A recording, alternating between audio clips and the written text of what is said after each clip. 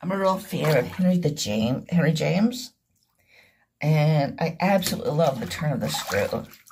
I think it's one of the most brilliant novellas ever written.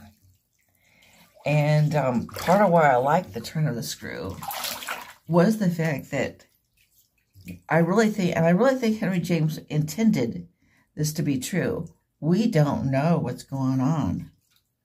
Is this a ghost story? Or is this about somebody who is hallucinating? I've also suggested that maybe it's not either or. Maybe the governess is disturbed and the ghosts are real. But anyway, it is written that way. Now, an earlier short story that Henry James wrote is called The Last of the Valerii, or The Last of the Valerii. I don't know how to pronounce it. It's V as in Victor, Alerii. And it takes place among Italian aristocrats. Okay.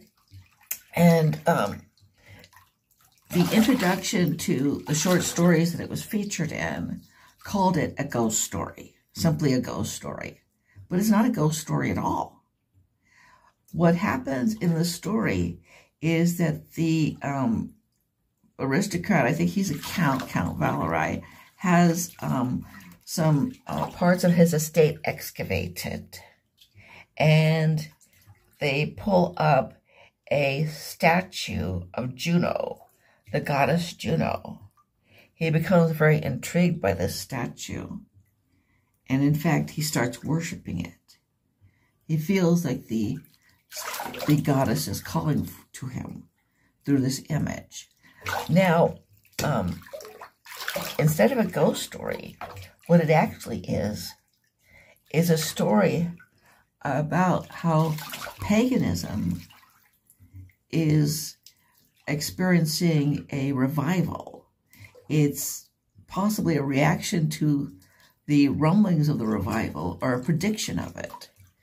But there is a sense that the old deities, the pre-Christian deities, the gods and goddesses and other entities are calling to modern people. And that is what is felt in that short story, The Last of the Valerii. Is it about the beginning of a new paganism, returning to the old deities? And I hope you like hearing that, and that it gave you food for thought, and that you'll subscribe and tell other people about me and help me grow my social media presence. Thanks.